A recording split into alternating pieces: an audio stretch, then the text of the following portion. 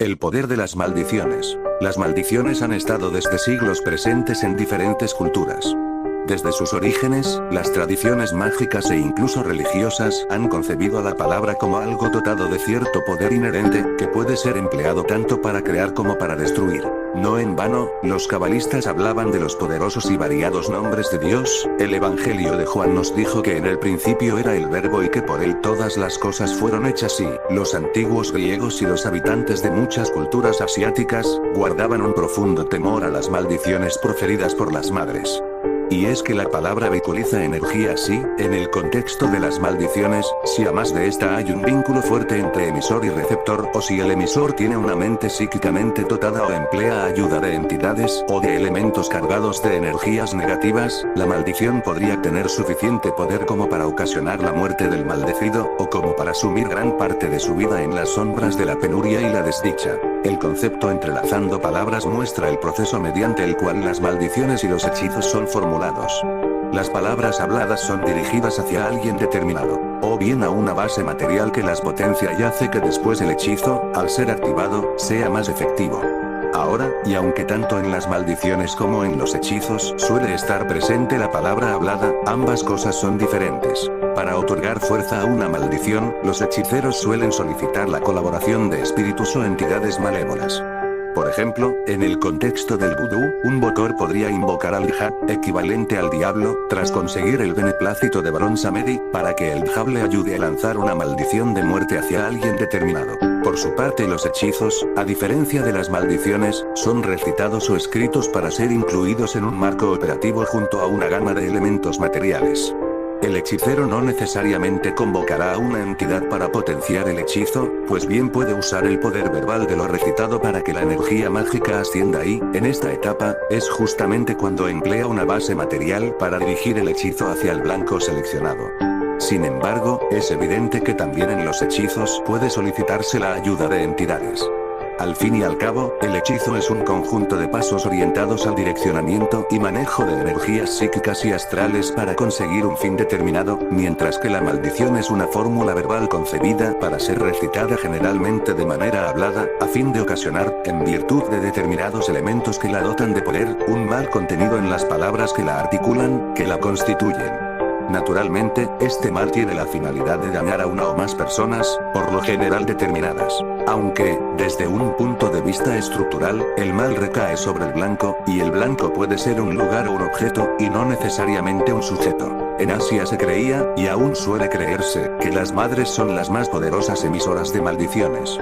Aquel poder para maldecir, supuestamente aparecía tras el parto del primer hijo.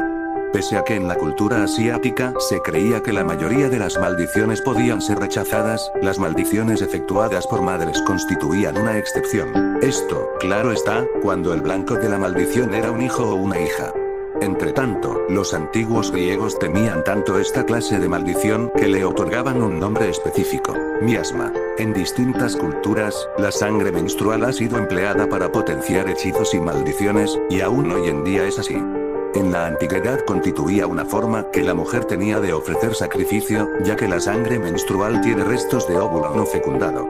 Volviendo a los rituales, este tipo de sangre es parte de los fluidos corporales que se meten en las botellas de brujas o se embadurnan sobre un hechizo escrito para cargarlo. Históricamente ese temor al poder metafísico de la mujer se plasmó en el oscurantismo, cuando, a través de órdenes papales como la Cum Inter Nullius del Papa Juan, 1325, y la Ad Extirpanda del Papa Inocencio IV, 15 de mayo de 1252, aproximadamente 5 millones de personas fueron torturadas y o asesinadas, siendo una gran parte de estas mujeres a las que se acusó de hechicería, creyéndose que estas, en gran parte por su género, tenían el poder para maldecir hechizar, constituyendo, según la superstición popular, hijos y esposos los generalmente maldecidos por las brujas.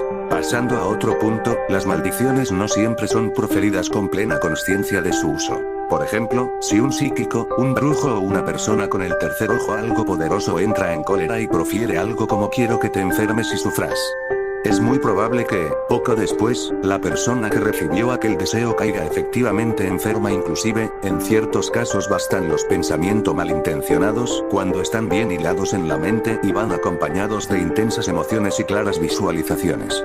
No obstante, en ciertos tipos de maldiciones como las de muerte, se requiere siempre de la palabra hablada. Las botellas de brujas. La botella de bruja es parte fundamental del repertorio tradicional de brujería, y la vemos presente en manifestaciones que llevan siglos, como la brujería tradicional británica, que consta entre las influencias de la moderna magia del caos. Una botella de bruja puede ser energetizada y preparada para colocarse en el hogar a manera de objeto protector, pero también puede acondicionarse para acabar con la vida de quien pise el suelo en donde se la entierra.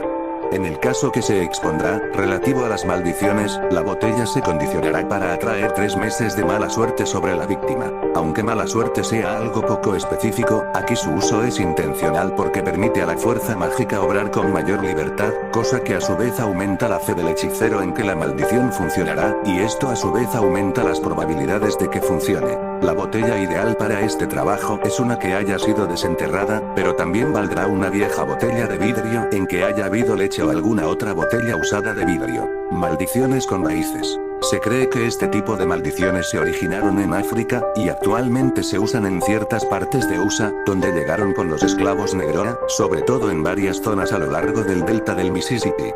En sus prácticas aparecen una amplia variedad de raíces de hierbas y plantas. Y es que, como todo en magia tiene su simbolismo, la raíz es vista como símbolo de muerte porque siempre está enterrada y nunca ve la luz del día. Nuevamente vemos aquí un caso de fundamentos en que aparece el llamado pensamiento mágico. Por lo que, si queremos hacer una maldición con raíces que realmente funcione, debemos conseguir la raíz de una planta enferma, de una planta de cementerio, o bien podemos torturar por largo tiempo a una planta y después quitarle una raíz. En suma, lo importante será cargar de malas energías la raíz.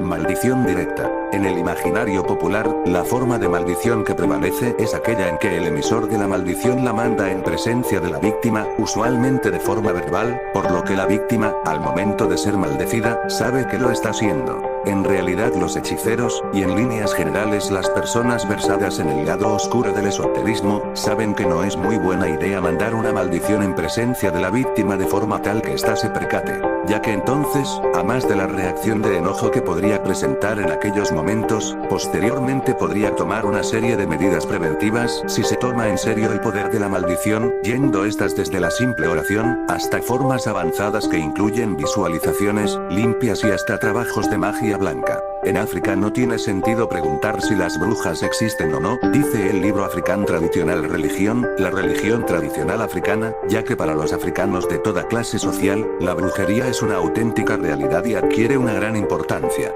Se puede decir que la magia nació en África hace 25.000 años y siempre ha sido usada como consuelo, medicina o religión. Desde África, la brujería se extendió a otros países, llegó incluso a transformarse en un culto al propio diablo, sobre todo desde que la religión cristiana renegó de los cultos naturistas y los tachó de brujería, herejía y culto al mal. Se extendió el miedo al vudú, que en principio era una técnica usada para sanar a la gente a distancia, y que su mal uso hizo que ganase el miedo y el respeto por temor a recibir males ocasionados por otra persona. El máximo esplendor en Europa fue en la Edad Media, conocida como la época dorada de la brujería. En el sur de Francia se mostró especialmente activa, al igual que en España, Italia y Alemania. Pero quizá la zona donde más se usa la brujería africana, sin contar el propio continente, es en América, ya que se extendió por allí a causa de la emigración, en muchas ocasiones causadas por la esclavitud. Una vez allí se fusionó con la santería.